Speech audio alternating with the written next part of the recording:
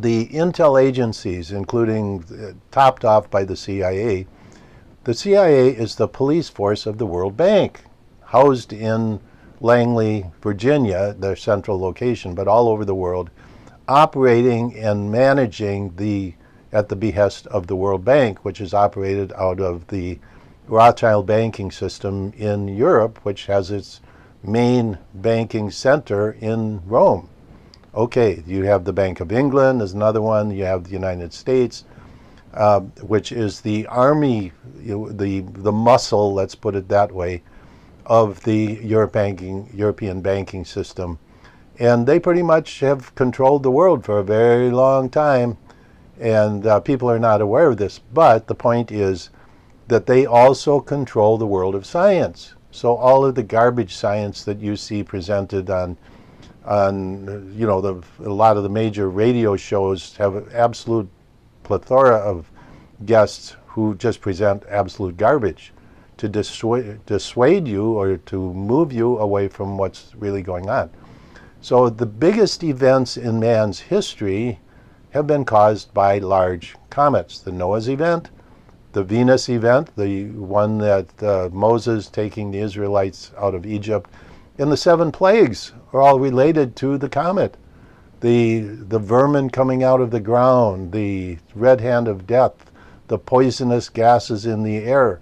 It's all related to comets. This is,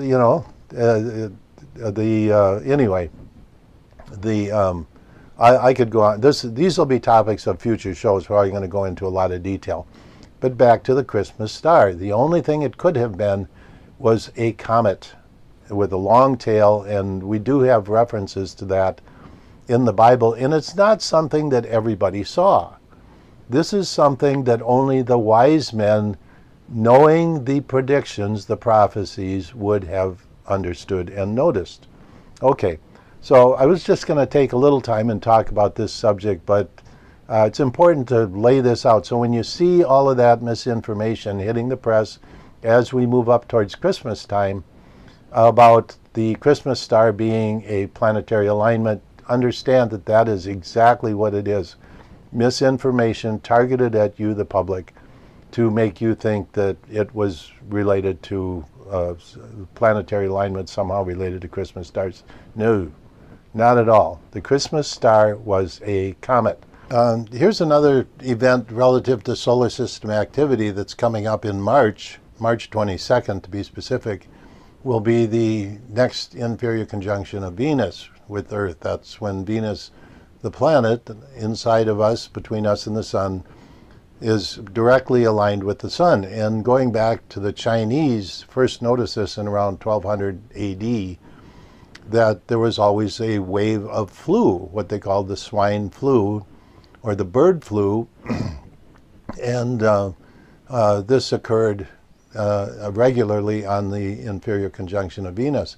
It is also in the medical books, peer-reviewed publications in the medical journals that corroborate this story, but nobody seems to know why. So I'll be explaining why that is, but just briefly, once again, this is part of my work, is that Venus is still acting as a comet. And in the SOHO satellite, the Solar Observatory's heliospheric observatory satellite,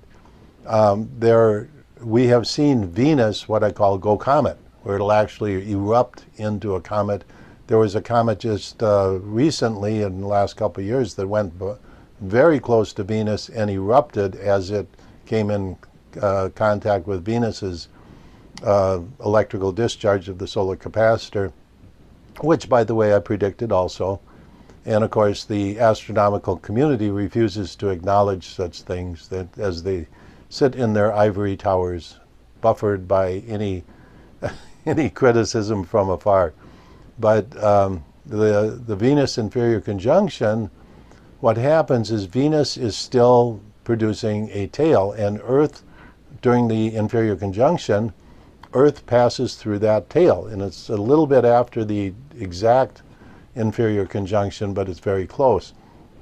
And so what does that have to do with anything? Well, what happens is, I'll just throw in another little piece of data here. because I already knew this. I've been talking about this phenomena for decades, called the Venus inferior conjunction flu. And what happens in the tail of comets, they're actually producing nucleotides of proteins. And this was actually measured with the deep impact spacecraft that went through the tail of a comet, picked up tail material from a comet, and lo and behold, there they are, the proteins, basic protein and protein pieces forming in the tails of comets. And so what happens is that those are what we call flu viruses. And so if you're in a tropical area, if it's been dry for a while and then all of a sudden it rains, which happens in springtime, this March 22nd date, all of a sudden you will have the dust in the air has this bacteria, and while it's not really bacteria, it's, I don't know what you call it, it's basic biological fundamental building blocks, and people react to it. What happens is your immune system reacts to it and says, hey, this is not part of the system here, and it tries to get rid of it. And that's what the flu is. It's your body reacting, your immune system reacting to this foreign material that's coming in. And so then, I can't go into the other aspects of this relative to, there's certain things I can't talk about on the show because not allowed, not permitted, let's put it that way. But anyway, getting back to the reality, this is in the medical journals. And so if you start feeling ill around March 22nd or a little bit after that, and everybody around you, and they're sneezing and coughing and wheezing and everything like that, good chance you got some of this material that came in through the inferior conjunction of Venus, and which I call the inferior conjunction of Venus flu. I'll be talking more about this in future shows as that time frame gets closer and going into a bit more detail. Okay, so the topic I've been trying to get to over the last couple of weeks, but I keep getting interrupted by things like the Jupiter winds or, you know, the other issues we've been talking about here. But space treaties. This is a huge, huge topic, and there's no way I'm going to be able to cover this in one show, let alone the last 20 minutes of this show. So anyway, I'm just going to talk about this, some of the main points that you won't hear when this is discussed. But the United Nations is in on the game. They have an Office of Space Affairs where they have regular meetings and they talk about the use of space for friendly purposes, etc. But what's strange, let's just put it that way, is that they don't talk about things that we know are happening, such as chemtrails, such as the control of weather manipulation using laser satellites. That's a development that has been in use since the early 2000s by the United States. It was protested directly to the United Nations from Russian scientists in about the year 2001. And the reason I know about that is because I happen to be part of it. Just to remind you, when I talk about things on this show, or my radio show, or if I'm on an interview someplace, it's because I was there, I was part of it, I had firsthand information. It's not because I read it on somebody's web page or in a book someplace, whatever. It's because I have personal information relative to these issues. And so let me just give that as an example. The development of the control of hurricanes and understanding what causes hurricanes, not warm water. What a ridiculous thing they're pawning off on you, the public, that somehow hurricanes are formed by warm water. Absolutely absurd. Let me give you an example. Say you, like a lot of times it's easy to teach physics principles in terms of kind of like parables or examples. Say you saw a car going down the street for the first time. You never had seen a car before. You understand physics and the laws of motion a little bit, but you'd never seen an automobile go down the road before. So somebody says to you, what's making the car go down the road? So you look at the car, you look at the external, you see the tailpipe coming out, and there's exhaust coming out of the tailpipe. And your immediate reaction is, oh, there must be gases coming out the tailpipe, and that's pushing the car down the road. And of course, that's not what's going on. But after a little bit further investigation, you go up to the tailpipe, you measure the amount of air coming out the tailpipe, and you go, wow, there's not enough air coming out this tailpipe to push this big heavy car down the road, let alone a truck or a semi or anything else. Got to be something else going on here. So in terms of physics, you say this is conservation of momentum, conservation of energy. You use your principles of physics to say, well, no, it can't be the air coming out of the tailpipe. Something else is going on. So you go around to the front, you pop the hood, and you go, whoa, there's a big engine in here. And it's the gas coming out the tailpipe is just a byproduct of this big engine. It's got a transmission connected to the wheels, and it's burning. You got a tank underneath here that we couldn't see that has gasoline in it, and gasoline has thermal energy of such and such per gallon. You can go 30 miles on a gallon of gasoline with this big engine. That's what's making the car to go down the road. Okay, so let's do the same thing with hurricanes. Okay, the storm systems roll off the west coast of Africa out into the Atlantic, or they might form in the Pacific Ocean.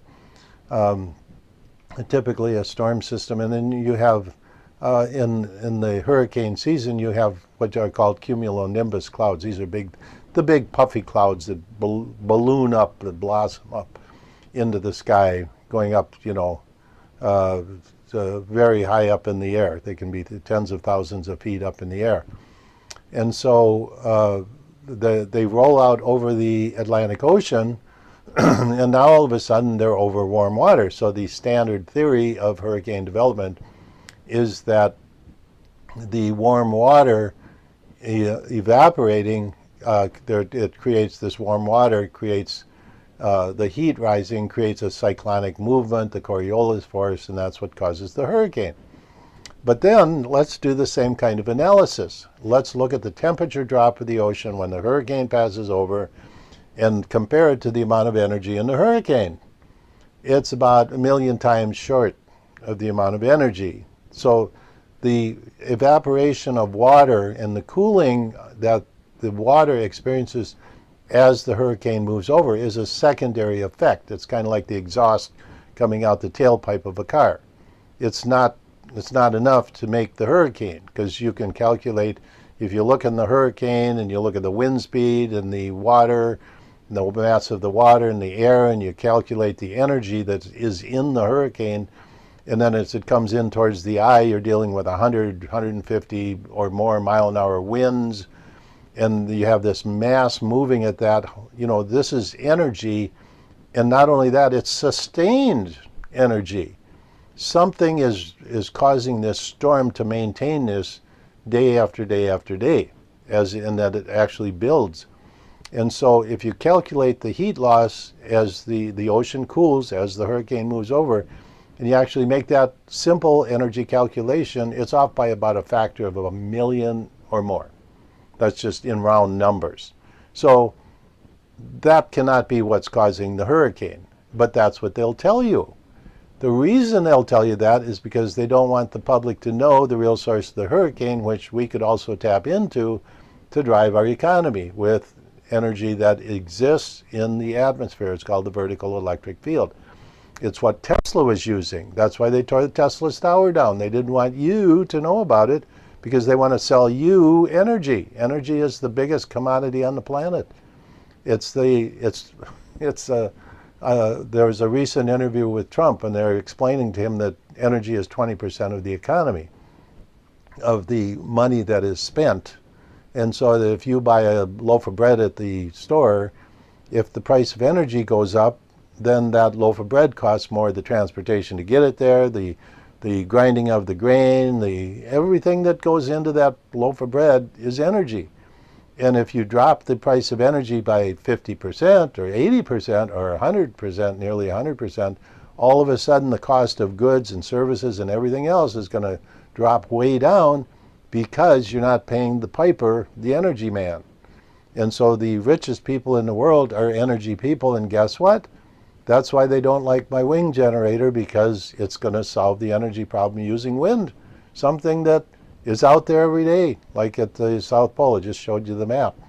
That's enough energy to drive our economy for free once the infrastructure is set up.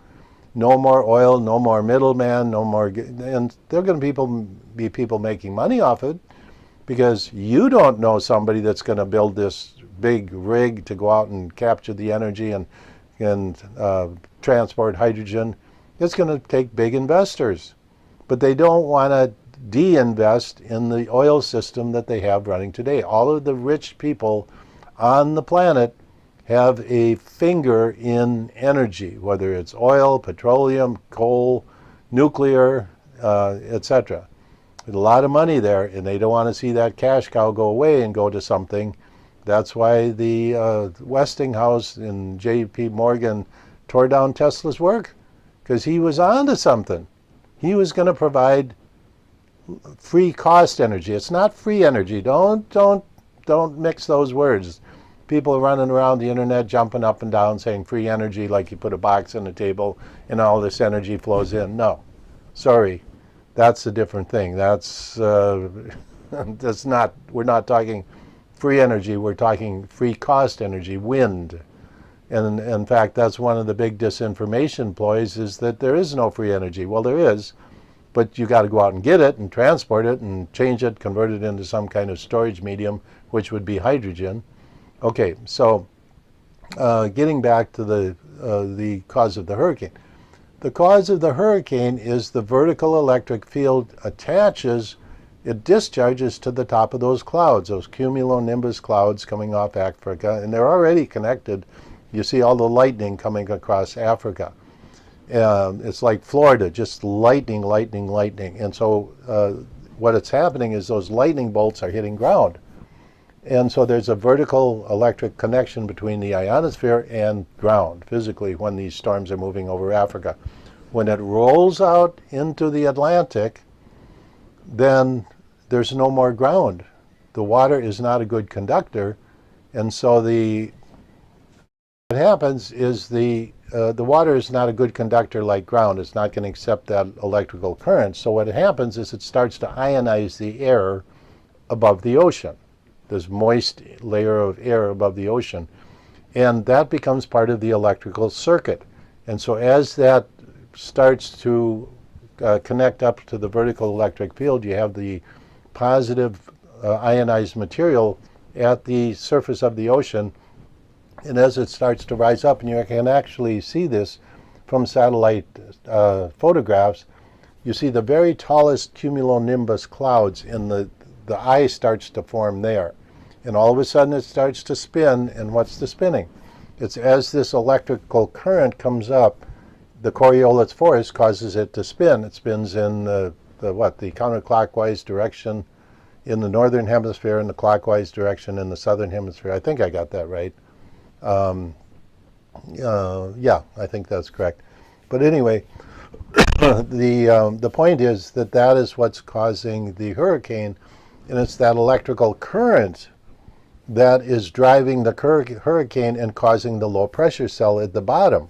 And what happens with the low pressure cell when all the air is rushing in?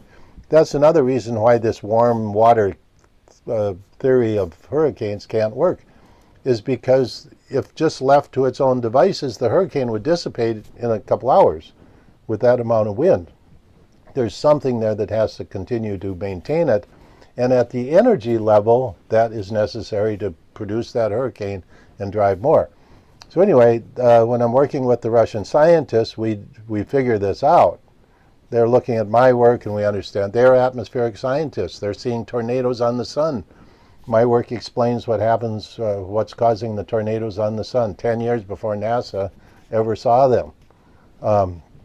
And so we figure out what's causing the hurricanes and driving them. So now all of a sudden, you can figure out how to redirect the hurricane with a laser satellite. So you put a laser on one corner of the eye of the hurricane, causing the discharge to move in that direction. And you can literally drag a hurricane around like a bull with the ring in the nose. And so the other thing you can do is, since you know that when the hurricane makes landfall, what is it doing? What causes the hurricane to dissipate? And that is because it's discharging to land. So when it comes into Florida, you see the tornadoes on the leading edge of the hurricane, which do a lot of damage. Those tornadoes are caused by the electrical discharges on the leading edge of the hurricane. So there's two things you can do. You can have laser satellites that redirect the hurricane and move it away from harm's way, away from land, and put it out in the middle of the ocean, where then you let it dissipate slowly. Or you can put a series of buoys offshore on the continental shelf off of Florida or the Carolinas or wherever, or in the Gulf of Mexico or off of New Orleans, wherever, and just have an airplane fly over, or a boat.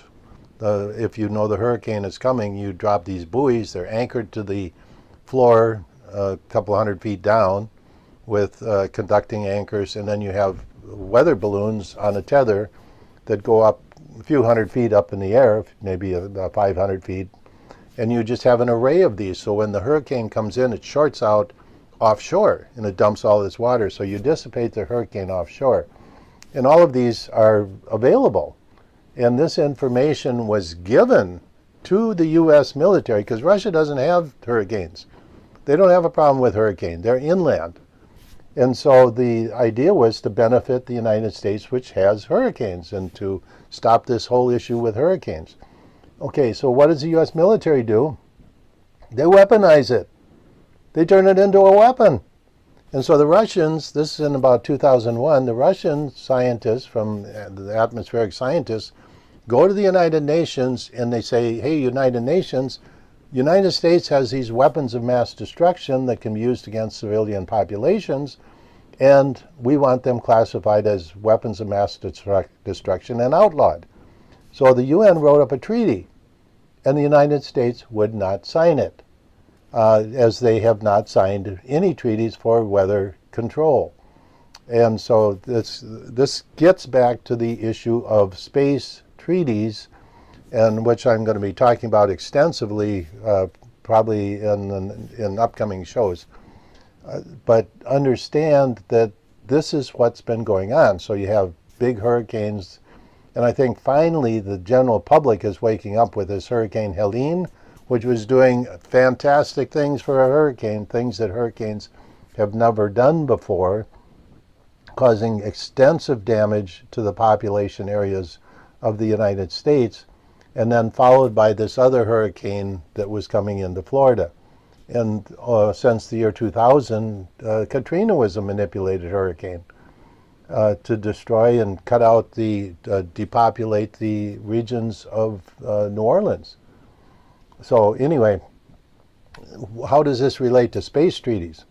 Well, who controls this? Why is the state of Tennessee passing legislation to prevent chemtrails? And this brings up a very important point. Who is the controller of airspace over the states?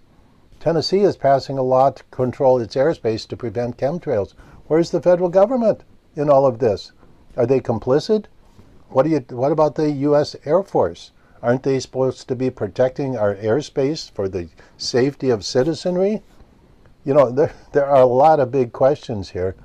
And when you get to UN treaties about space, it's all flower and fluff and what would you call it? Just homogenizing the topics to make it sound like holy. Let's just put it that way. But really, they're not cutting to the chase of the problems that they know exist. The control of weather, the control of severe storms that are weaponized and used against the population. Who's doing this? Well, it's clearly the U.S. military. And people say, well, it might be Russia. People say it could be Russia or some other, insane person. Well, if it is, then where's our U.S. military that's supposed to be protecting us from this? Where are they? You're off at the bar drinking? I mean, excuse me, the story doesn't add up. And so the end result is that the U.S. military has weaponized the control of cyclonic storms, and it gets to the point of controlling climate. This is another huge issue where they can control low pressure cells to drag hot air from the equator up into, say, the United States. And so everybody's going, oh, it's hotter and hotter and hotter. And when it's really being manipulated. And it's very cold, but they don't announce that. They don't announce that it's very cold in those parts of the world to make up for the extra heat that's in the United States. And of course, everybody believes it because it's hot outside. Okay, well, I'll be talking about these topics in future episodes, so make sure you are here to listen and tell your friends so these shows start going viral. That's what we need, is push this information out to the public.